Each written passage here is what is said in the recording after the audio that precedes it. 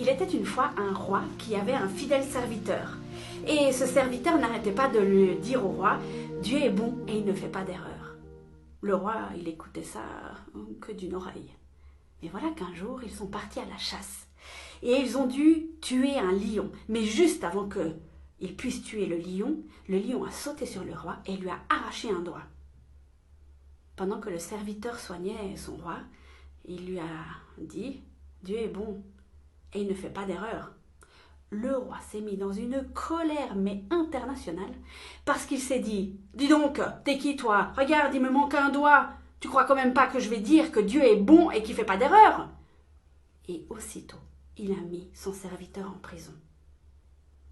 Mais dans sa prison, le serviteur continuait à dire « Dieu est bon et il ne fait pas d'erreur ». Un jour, le roi est reparti à la chasse. Mais ce jour-là, il n'est pas tombé sur un lion. Il est tombé sur une tribu qu'il a capturée. Et dans cette tribu, ils avaient une particularité, ils faisaient des sacrifices humains. Quelle aubaine, ils avaient un roi sous la main pour le sacrifier. Alors ils l'ont préparé en vue de leur cérémonie, mais juste avant qu'ils le sacrifient, ils ont vu qu'il lui manquait un doigt. Mais ils n'ont pas pu le sacrifier, parce que dans cette tribu, on ne faisait pas des sacrifices incomplets. Et ils ont relâché le roi.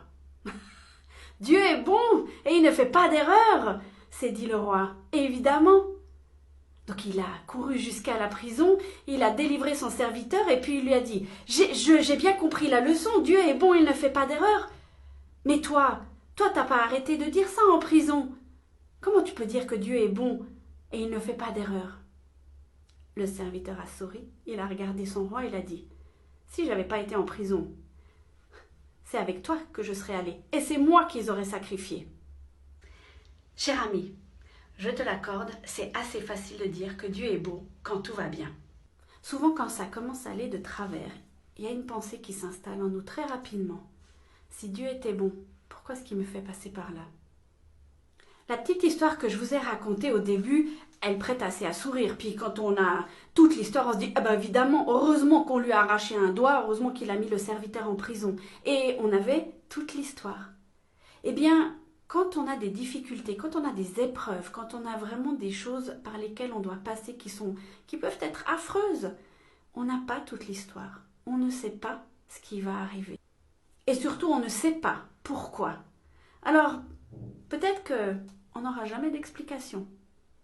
Peut-être qu'on aura une explication, mais des années après. Je crois qu'à un moment donné, il faut accepter qu'on n'est pas tout seul. Eh ouais, grande nouvelle, hein? Et que ce qui nous arrive dans notre vie peut parfois servir à d'autres. C'est vrai, le prix peut être très très lourd à payer. Et ça peut être tellement difficile, tellement compliqué, mais on ne connaît pas la finalité, on n'a pas toute l'histoire. Je crois aussi que la bonté de Dieu, il faut la travailler, il faut l'intégrer, il faut la digérer, il faut la chercher et il faut vraiment s'imprégner de cette bonté, mais le faire quand ça va bien.